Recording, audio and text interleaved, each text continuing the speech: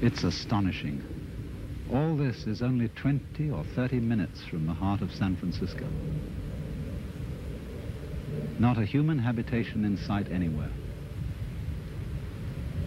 I've been living out here for some months to write and to absorb an atmosphere that is different from the city, to try and find out what is the essential difference between the world of nature and the world of man. Because there's an obvious difference, like the difference of artistic styles. No one, for example, would confuse a painting by Leonardo with a painting by Picasso, or music by Bach with music by Shostakovich. And in the same way, there seems to be a complete difference of style between the things that human beings do and the things that nature does, even though human beings are themselves part of nature. On the one hand, nature is wiggly. Everything wiggles. The outlines of the hills, the shapes of the trees, the way the wind brushes the grass, the clouds, the tracks of streams. It all wiggles. And for some reason or other, we find wiggly things very difficult to keep track of. And you know, we say to people, keep still so that I can see you. Keep still for the camera. And we say, well, let's get things straightened out. Let's get this ironed out. Let's get it all squared away. And then somehow we think we understand things when we have translated them into terms of straight lines and squares. Maybe that's why they call rather rigid people squares. But it doesn't fit nature. You know, wherever human beings have been around and done their thing, you find rectangles. We live in boxes. Our streets, especially across states like Kansas and Nebraska, are laid out in a grid pattern. Why, they even dropped a grid pattern on top of San Francisco with all those hills so that cars run away. Because it seems that the human being really has a very simple kind of mind. And all this wiggliness is too complicated. I don't think it really is complicated. Because after all, it's very simple to move, say to raise something or to open and close your hand. It's perfectly easy because we don't have to think about it. Things become complicated only when we think about them. And that's because we're trying to translate them into a form of life which is very much simpler and cruder than the forms of life we're talking about. A triangle is very much simpler and cruder than a mountain, even though you may represent a mountain with a triangle. Human beings are just as wiggly as nature, and our brains are an incredible mess of wiggles. And that's the part of ourselves that we understand least of all. I'm afraid the problem is partly due to Mr. Euclid, who invented geometry, because he didn't really measure the Earth. He measured and gave us ideas about the very simple forms in his own mind. And perhaps we should come to the conclusion that he really had a rather weak intellect. Because sometimes when I'm in the middle of all this, I feel as if I were in the middle of an amazing brain. In other words, the brain is a network of interconnected neurons. And each one of those neurons is a fairly simple affair because it either fires or it doesn't fire. It gives you the message on or off, yes or no. But what we call things, the plants, birds, trees, are far more complicated than a neuron, and there are billions of them. And they are all living together in a network. Just as there is an interdependence of flowers and bees, where there are no flowers, there are no bees, and where there are no bees, there are no flowers. They're really one organism. And so in the same way, everything in nature depends on everything else. So it's interconnected. And so the many, many patterns of interconnections lock it all together into a unity, which is, however, much too complicated for us to think about, except in very, very simple, crude ways. But I am part of all this. I am, as it were, one of the cells in this tremendous brain, which I can't understand, because the part cannot comprehend the whole. And yet at the same time, I don't feel, like so many people seem to feel, that I'm a foreigner or a stranger in this world. Its aesthetic forms somehow appeal to me more than most of the aesthetic forms which men have produced. I feel in it as if, in the same way, when you see a flower in a field, it's really the whole field that is flowering, because the flower couldn't exist in that particular place without the special surroundings of the field that it has. You only find flowers in surroundings which will support them. So in the same way, you only find human beings on a planet of this kind, with an atmosphere of this kind, with temperature of this kind, supplied by a convenient neighboring star.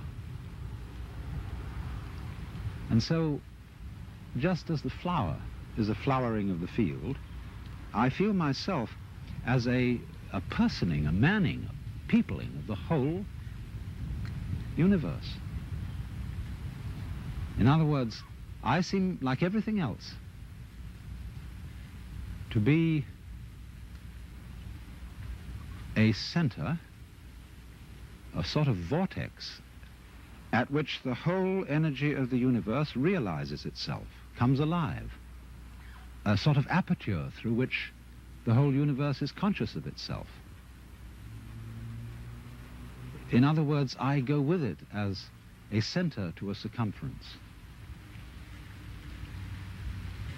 You know, the astrologers, in theory at least, may not have been so far wrong when, in trying to draw a picture of a human mind or soul, they drew a very crude map of the whole universe centered on the time and place of the birth of that particular person. It's not a bad idea, but I don't think the astrologers know how to read their maps, because the maps are too crude. But the essential point is obviously that each one of us, not only human beings, but every leaf, every weed, exists in the way it does only because everything else around it does. In other words, there's a relationship between the center and the circumference, which is rather like the relationship between the poles of a magnet. Without the center, no circumference. Without the circumference, no center. And although we say of poles that they're the poles apart, that is to say, extremely different, there's something between them, just as the north and south poles of a magnet are united by the magnet. So the individual and the universe are inseparable. But the curious thing is that while that's rather easy to see in theory, very few people are aware of it in an important, strong way, like one is aware of blue in blue sky or of the heat in fire. It's more of an idea than it is of a realization.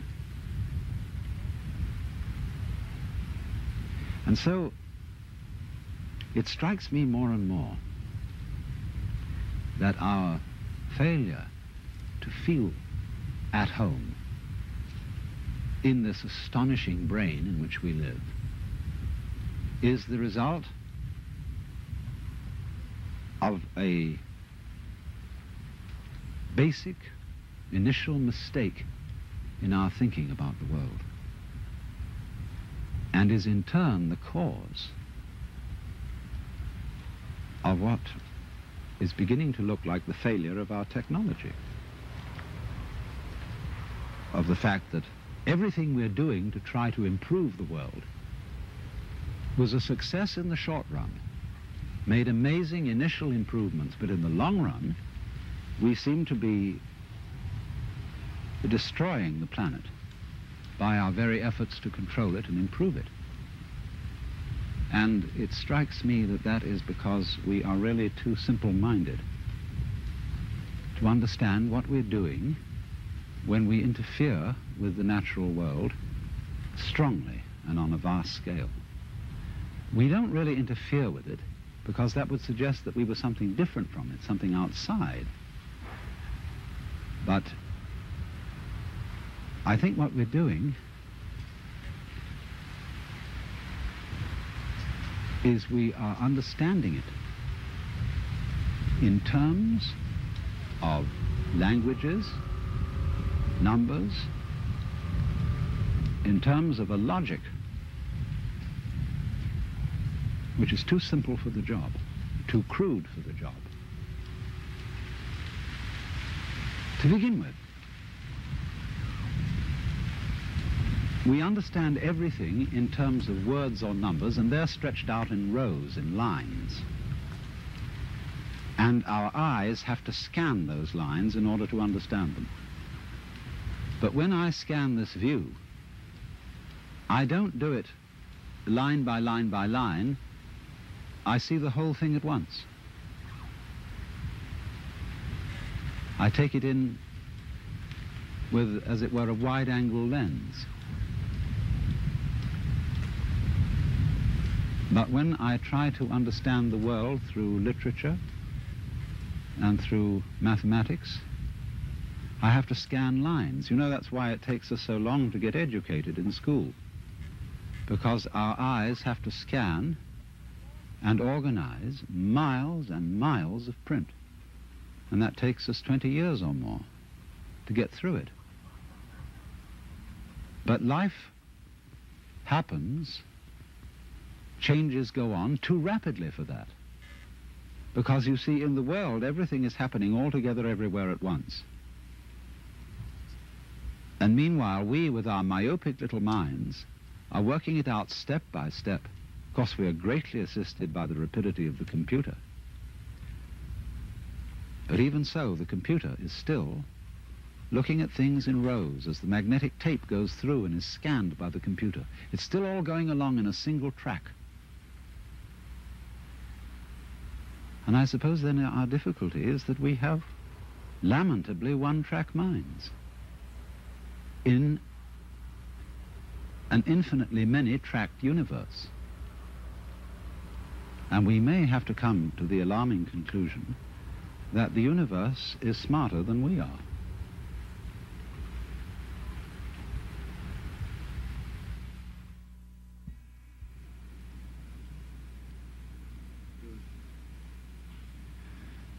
I've just come back from Los Angeles.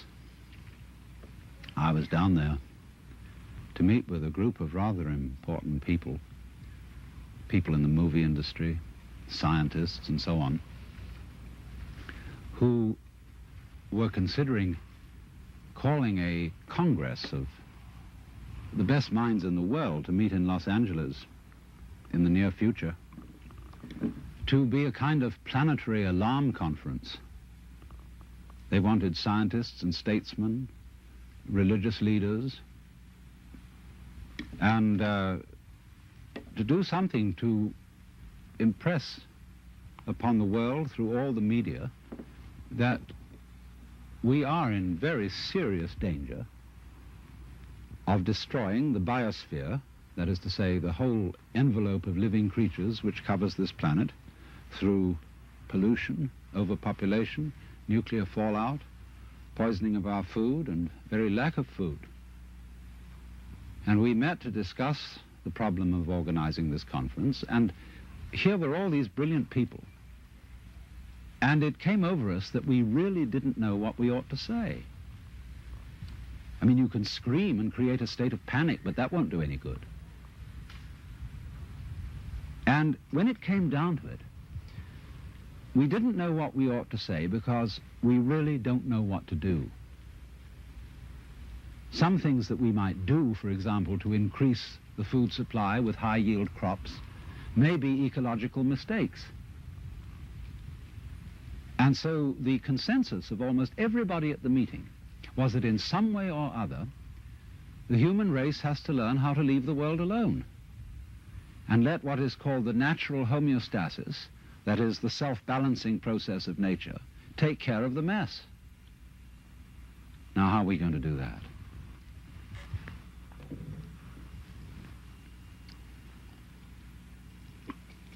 This is Japanese ceremonial tea. It's good on a cold day. See, our problem is we don't really know how to stop. We've got something started and we see it's going in a wrong direction. And I think the difficulty is, to borrow an old Chinese saying, that when the wrong man uses the right means work in the wrong way. In other words, there's something wrong with the way we think. And while that is there,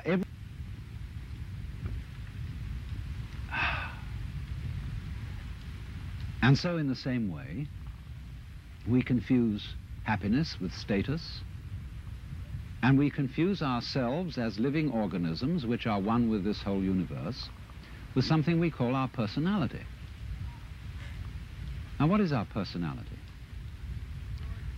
Our personality is what we call our image of ourselves, and also our thought about ourselves, our idea of ourselves. This is the person. In other words, what people meet and understand, and what I understand as Alan Watts, is a big act which is not really me. Because in the image of Alan Watts, there are not all my unconscious processes, both psychological and physical. The construction of my brain is not contained in the concept Alan Watts, and the concept Alan Watts does not contain the inseparable relationships which I have with all the rest of the universe. And therefore that concept is a fraud. And when it's mistaken for the real me, there's a confusion.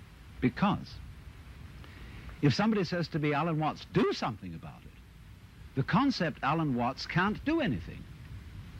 In other words, because it's only a concept, you can't make it lift a weight, just as 3 is a concept. 3, the number. You can't make just plain 3 do anything. So also you can't wrap up parcels with the equator. It's a useful imaginary line, but it can't do anything. But we all feel that this concept of ourselves, which we call our personality or our ego, can do something, because we think it really exists. And I'll tell you why we think it exists.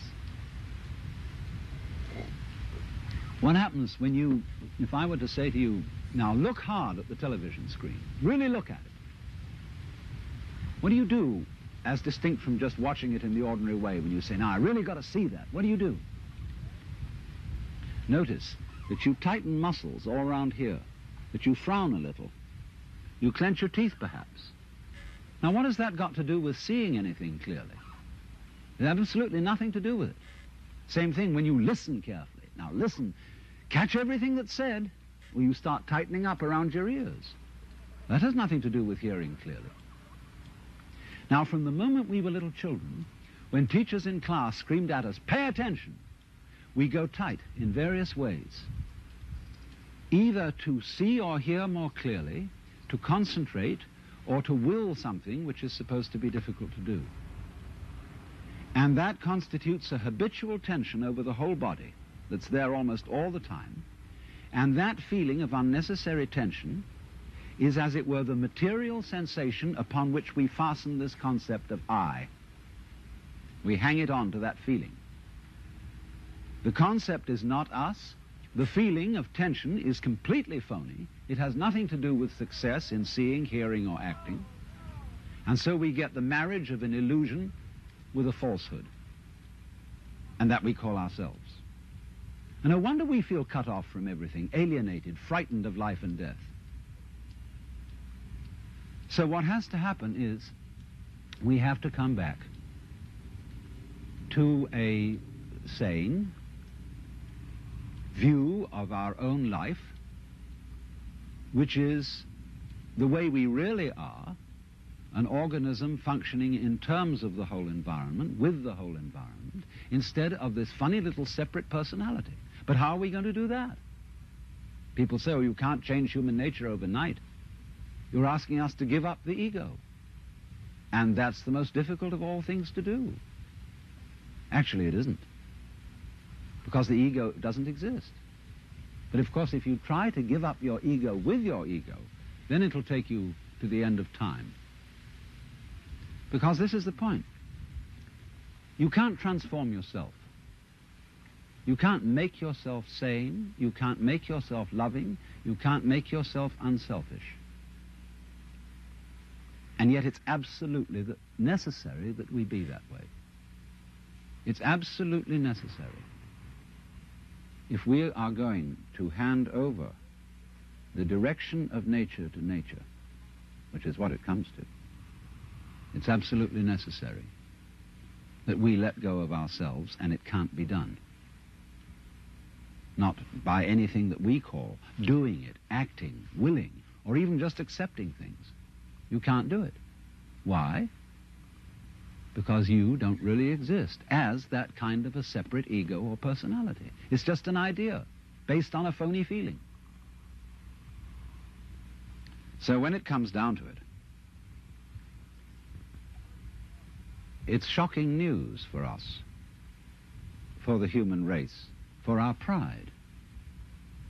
You're only making a mess by trying to put things straight. You're trying to straighten out a wiggly world, and no wonder you're in trouble. So you can't do anything. So you can't transform yourself. And what can you do? What happens then if you actually realize you've come to a dead end? And the human race has come to a dead end, in my opinion. What then? Commit suicide? Or is there something else? What happens when you just wait? There's nothing you can do. You watch. And all you see is what goes on that is happening of itself. You're breathing, the wind is blowing, the trees are waving, your blood is circulating, your nerves are tingling. It's all going on of itself. But you know, that's you. That's the real you. The you that goes on of itself. It's not the symbol. It's not the person. It's you that's happening, as when you breathe. Yes, you can get the feeling that I am breathing by shoving your breath, but your breath goes on day in and day out without your doing anything about it or even thinking of it. The same way your brain is functioning without your forcing it. So when you come to a dead end, and we are individually and socially now in 1971 at a dead end, this is the moment of which it is said man's extremity is God's opportunity. Because we have to stop. And when we stop, we find a world that is happening rather than being done, being shoved.